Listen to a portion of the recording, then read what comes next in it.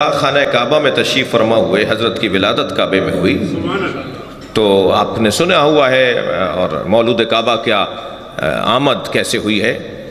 3 دن تک حضرت فاطمہ بنت اسد کعبے میں رہیں، اور کعبے میں بھی دروازے سے نہیں گئیں، اس لیے کہ اگر دروازے سے جاتی تو کہا جاتا کہ یہ نہ جاتی تو کون جاتا، چابی تو ان کے شوہر کے پاس تھی، بھئی ان کے گھر کا ہی تو تھا، تو دروازے سے نہیں جائیں گی جو تاریخ لکھے کہ بھئی انہی کا گھر تھا، انہی کا اختیار تھا، انہی کے بچے تو پیدا ہوتے وہاں، انہی کے بچے تو دنیا میں آتے وہاں، لہٰذا بی بی خانہ کعبہ میں دروازے سے نہیں گئی ہیں، دیوار سے گئی ہیں، دیوار کھلی ہے۔ حضرت عباس ابن عبد المطلب کہتے ہیں کہ اندھیرا تھا، رات کا وقت تھا، میں نے دیکھا کہ ابو طالب کی زوجہ میری بھتیج بہو وہ جو ہے وہ طواف خانہ کعبہ کر رہی ہے، اور مجھے پتا تھا کہ قریب الولادت ہے، بچے کی آمد قریب ہے، کہ ایک مرتبہ میں نے دیوار کو ہلتے ہوئے دیکھا، میں خوف زدہ ہوا کہ دیوار اس پہ گر رہی ہے، میں ابھی دوڑ کر قریب گیا تھا کہ وہ دیوار کے کھلنے پر اندر چلی گئی اور دیوار جڑ گئی۔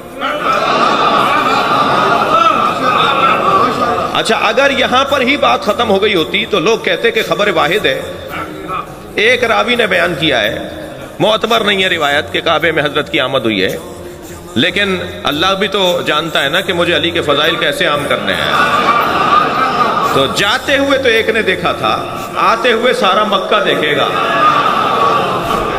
3 دن تک جب تک مکہ پورا جمع نہیں ہو جائے گا، مکے کے اطراف کے دیہات اور گاؤں جمع نہیں ہو جائیں گے، اس وقت تک بی بی باہر نہیں آئیں گی۔ اچھا، تالا حضرت ابو طالب تشریف لائے، تالے کو کھولنا چاہا، چابی کام نہیں کر رہی، کسی اور سے کہا تم کھولو، کسی اور سے کہا تم کھولو، چابی کام نہیں کر رہی، ہمیشہ کام کرتی ہے، آج کام نہیں کر رہی۔ جی، وہ کیوں کام نہیں کر رہی؟ اللہ کا انداز ہے، طریقہ ہے، اس نے طے کیا ہوا ہے، اس کا ارادہ ہے کہ ایک مرتبہ آواز آئی ایک مجمع میں سے، جو مجمع دیکھ رہا تھا نا کہ تالا کھول رہے ہیں مگر تالا کھل نہیں رہا، ایک شخص کی آواز آئی، ابو طالب تالا توڑ دو۔ برابر سے نبی کی آواز آئی، چچا تالا وہ توڑتا ہے جس کا کردار اچھا نہ ہو۔ صلوات پڑھیں گے محمد و آل محمد۔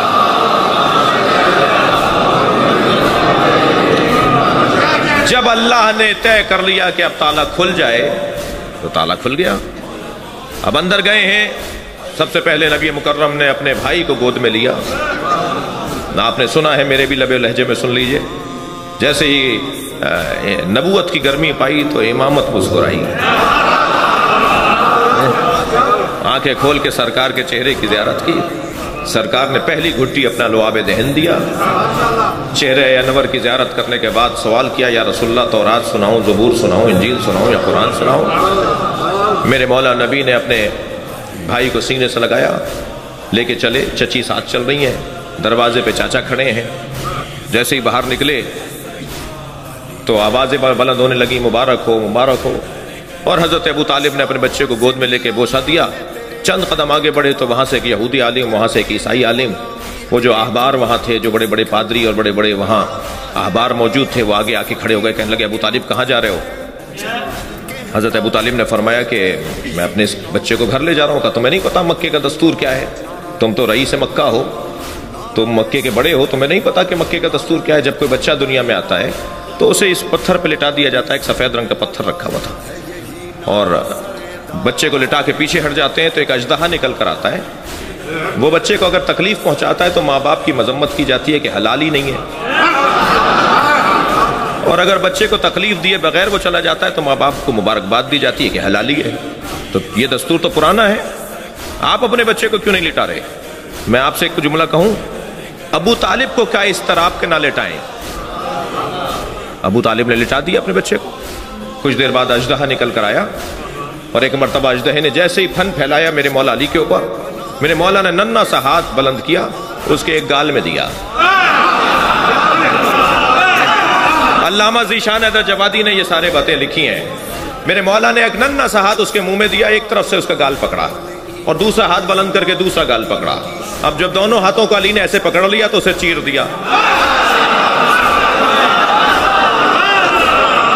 عربی زبان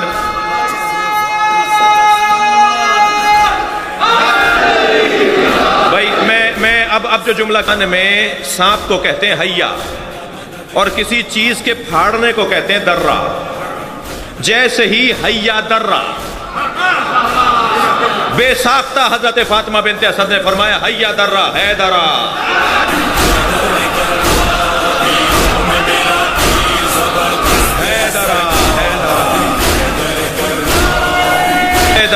حیدرہ آوازیں بلند ہونے لگی حیا درہ حیا درہ حیا درہ.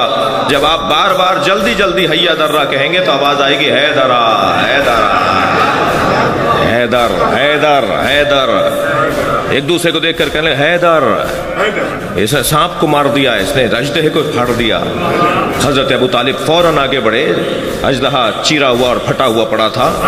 میرے مولا ابو طالب نے اپنے بچے کے سینے کا بوسہ لیا, ہاتھوں کا بوسہ لیا, پیشانی کا بوسہ لیا, گلے سے لگایا, لے کے چلے. یہی سارے مولوی, سارے ملا, سارے پادری, سارے احبار, یہ سارے سامنے آ کے کھڑے ہو گئے. کہنے لگے ابو طالب کہاں لے جا رہے ہو؟ حضرت ابو طالب نے فرمایا اب کیا مطلب ہے؟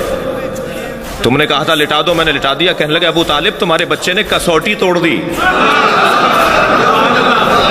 تمہارے بچے نے پیمانہ توڑ دیا. آج کے بعد کیسے طے کریں گے کون حلالی ہے؟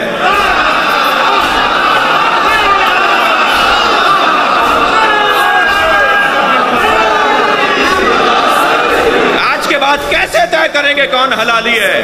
برابر سے نبی کی آواز آئی, چچا کہہ دیجئے یہی پیمانہ ہے.